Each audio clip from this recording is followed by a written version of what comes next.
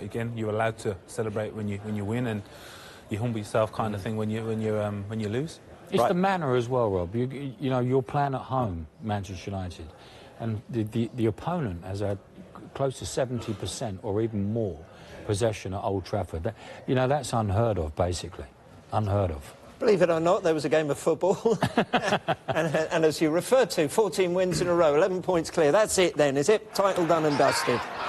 I think it sends a massive message to the rest of the league. I think every other team was hoping Man United would get a result yesterday and just frustrate Man City and not allow them to play the way they've been playing. But I think you kind of expect Man City to play that way, but the way they've done it against Man United and Chelsea has been exceptional.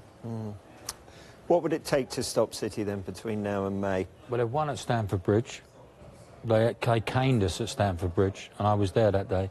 They've beaten Manchester United out of sight at Old Trafford. You know, and I'm just looking down, and you very kindly got me some stats. Last year, Chelsea lost 5 games. The year before, Leicester lost only 3, Chelsea 3, Man City 6, Manchester United 5.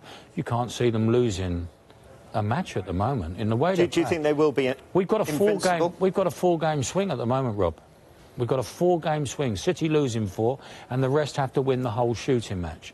I just can't see it at the moment. I think that it's done and done. It's done and dusted before Christmas.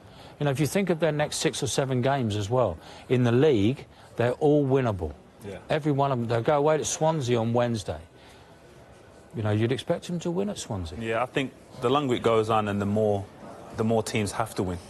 Come to the back end of the season, the bottom teams need points. They're not going to be able to sit in and try and contain Man City. So the longer that happens, and it certainly bodes well for Man City.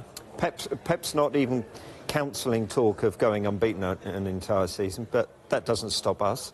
I wonder, why is there such a gulf in class between the two sides right now? Look at this. These are their rankings in the Premier League. First in all of these: goals, conversion rate, average possession, pass accuracy, touches in opposition box. And they've got the joint meanest defence in the Premier League. Not doing bad, are they? But how has this happened? It seems to have been, we blinked and suddenly City were there compared to last season. I think you've had a very good John Stones this year. I think John has come to the fore. Otamendi certainly stepped up. He looks a different player altogether. Kompany's come back. And I'm all talking about defensively here. I think Fabian Delph has come in at left-back and done such a good job, because I thought they would miss Mendes so much.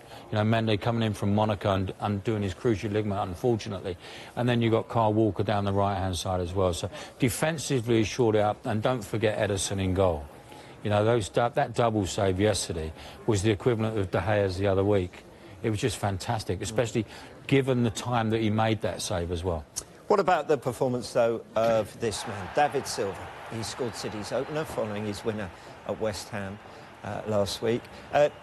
Jolyon, Jamie Carragher recently called him City's greatest. Obviously, he'd forgotten about you at that stage. You played with him, right. What's he like on and off the pitch? One of the most humble men I've ever come across. But in greatest respect to David, he embraced the culture straight away. He came along and he didn't kind of shy away. He didn't speak much English. He still pretends that he does it now. But he kind of just embraced it. He come on social nights out and just tried to get in part of the squad. And it was a tough time for him at the start. He'd missed pre-season due to them winning the World Cup, which is a good excuse. But it wasn't until I think it was Blackpool away when he kind of showed his real class. And then after that, he was just kicked on. Is he quite quiet then?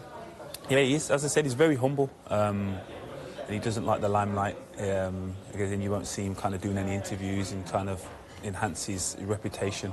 But as a player and as a professional, he's up there with the best. What does he sound like, though? He sounds like Juan Mata. Both brought up at Valencia. Both played together for like 3 or 4 years. And Mata's exactly the same. And I think I love that word, humble.